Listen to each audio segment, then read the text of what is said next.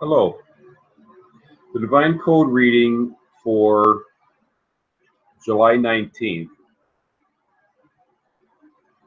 and I'm starting on page 84. It's chapter 5, Torah study for Gentiles. Halakha number 1. The Torah as a whole is inheritance from God for the Jews alone. And a Gentile who delves into areas of Torah that are unrelated to the Noahide code is liable to punishment by the hand of heaven.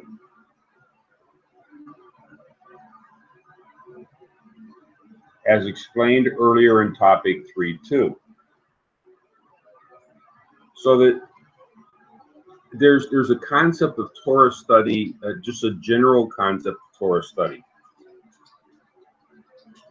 That means just going into the Torah, reading anything.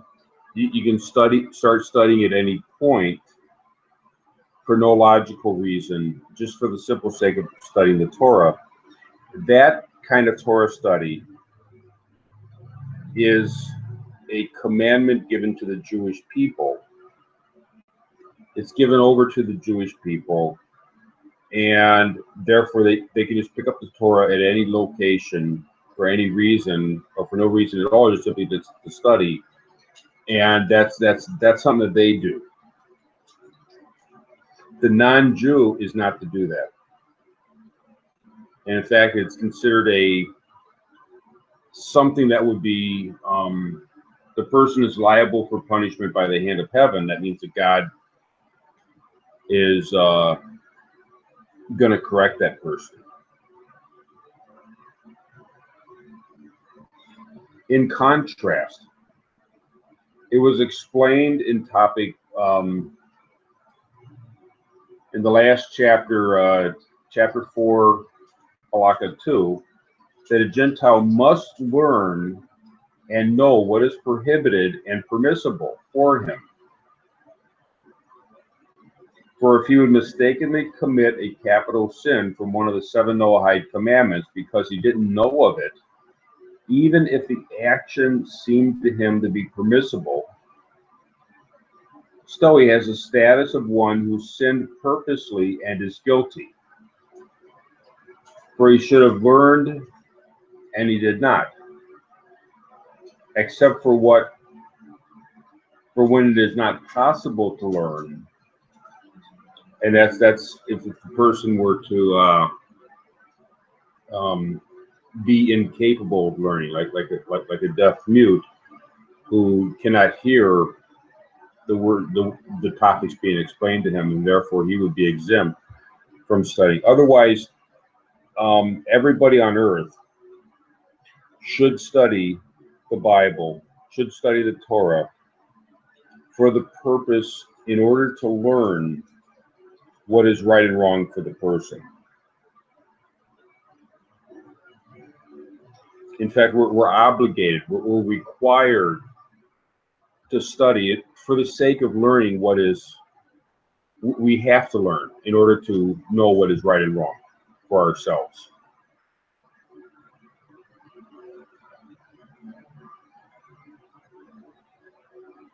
From here we see that Gentiles are obligated to learn all the details of their 7 commandments as they are found within the Torah.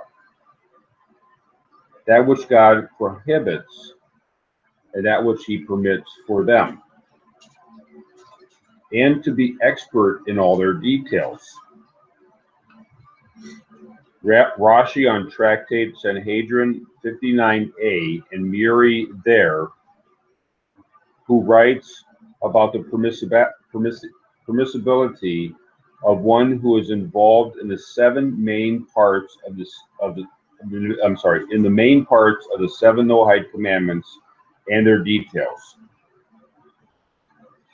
It is likewise the opinion of Rambam in Laws of Kings, chapter 10, Halakha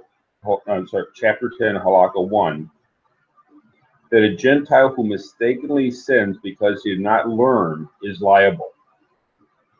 So it is obvious that Gentiles must clearly understand their commandments.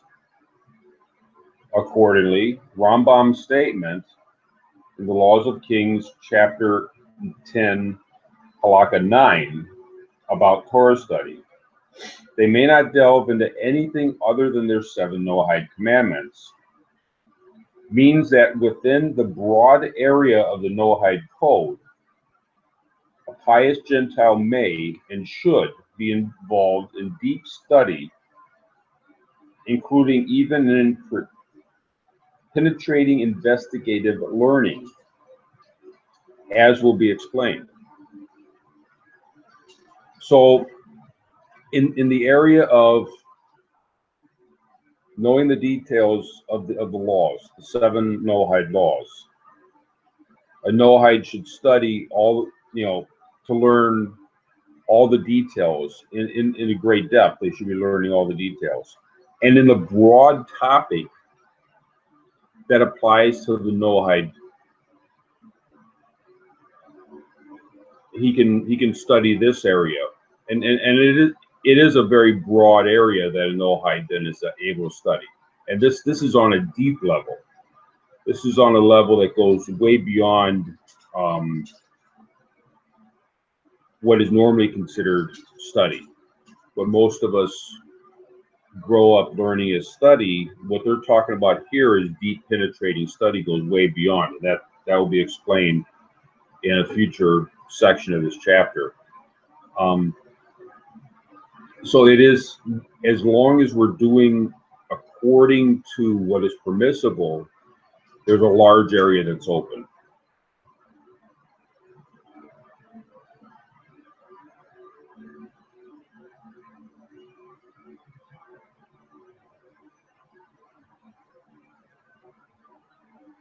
But it is forbidden for them to delve into the rest of the Torah that is not about the Noahide code. Check take Sanhedrin 59a, Rambam, Laws of Kings, chapter 10, halakha 9. So there's 2 different areas of understanding here. One is the levels of Torah study, and the other one is the organization, the categorization of the Torah into permitted and prohibited areas of study, which also comes with different levels with it, different gradations within that. So that's the purpose of this chapter, is to learn those 2 things.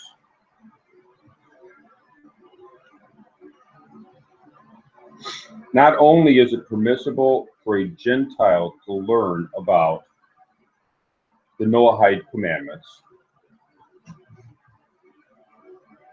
but regarding anything he is obligated to do, that is, things that are intellectually obligatory, like giving charity or honoring parents. He is allowed to learn these Torah sources that will help him know how to fulfill and understand his obligation in a practical and even outstanding way.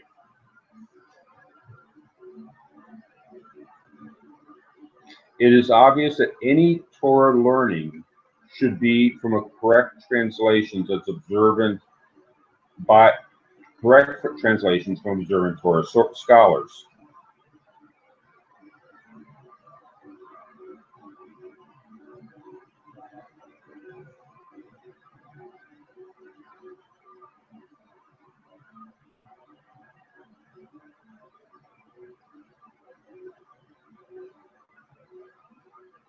Muri, Sanhedrin there. Marasha, Avodah Zarah 3a. This applies even if he only wishes to know about these Torah, laws, but does not intend to actually perform the permitted actions.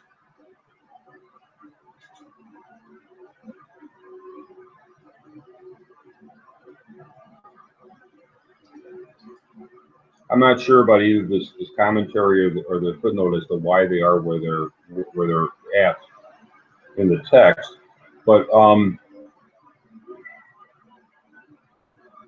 okay. So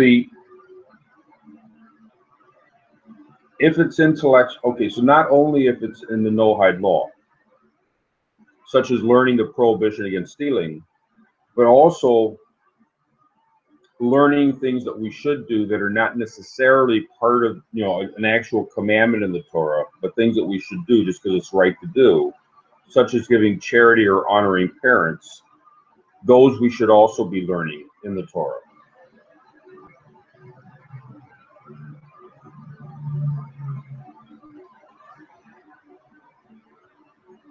And even for Torah precepts that he is not obligated in, but he is permitted to perform, it is permissible for him to learn the Torah laws that deal with these precepts. Rambam, Laws of Sacrificial Procedures, chapter 19, halakha 16, states, it is permissible to instruct and teach them how to sacrifice to the Almighty, blessed be He. This clearly implies that Jews may teach Gentiles the parts of Torah that relate to optional precepts within the Noahide code.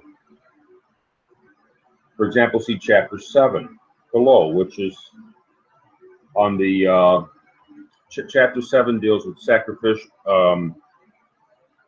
non-Jews being allowed to give sacrifices, as well as obligatory Noahide commandments. This can be instruction in the proper understanding of these precepts, above and beyond explanation to the practical details of how they are to be performed. So in the area of optional, things we're not necessarily obligated to do, but we're allowed to do, which is a very large number of the Jewish commandments.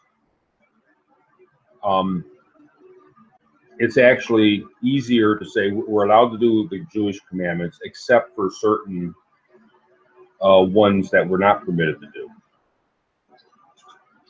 So in those areas, we're also allowed to learn. We're allowed to learn the details of those commandments, and we're allowed to learn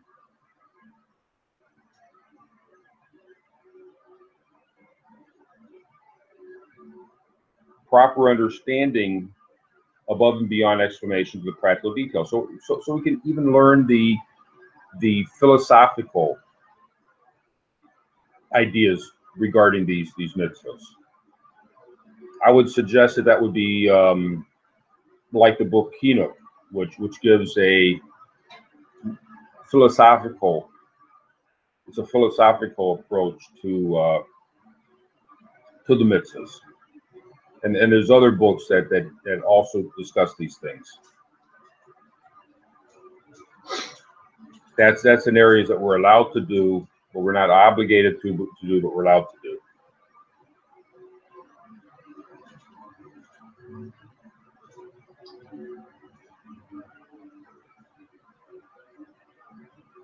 The difference between learning the Noahide commandments and learning the rest of the words of Torah is that in learning these commandments, a Gentile is obligated to understand them very well in all their details. And it is even permitted to delve into this learning. That'll be in halakha 6 of this chapter, concerning the greatness of delving into Torah study if it is permitted. So in the area of the 7 laws, we're obligated to learn these things. And we even have the opportunity to delve into deep penetrating study. And that will be explained in this chapter as to what deep delving penetrating study is. But for the rest of the sources within Torah, even those that are permissible for Gentiles to read, as will be explained in the next couple of halakas that follow. It is prohibited even for pious Gentiles to study them in a way of deep involvement and penetrating investigative learning. So in the areas that are permitted to study, that's the areas that we're obligated to do, such as giving charity. We're supposed to do it, therefore we need to learn it. And in the area of what is permissible to do, such as giving sacrifices. In those areas, we're not allowed to do the deep penetrating study, which will be explained in the next halakha. That goes way beyond anything that we're used to doing. Therefore, if you're studying as a normal person would study, you're not going that deep. So you don't have to be concerned, but we need to learn what these things are. And yeah, so if you're studying the 7 laws, you can go into the deeper penetrating study, which will be in tomorrow's reading. And if you're not, then you're allowed to learn the halakas, the details of the halakas, and the philosophical aspects of the halakas, but not the deep penetrating study. Thank you.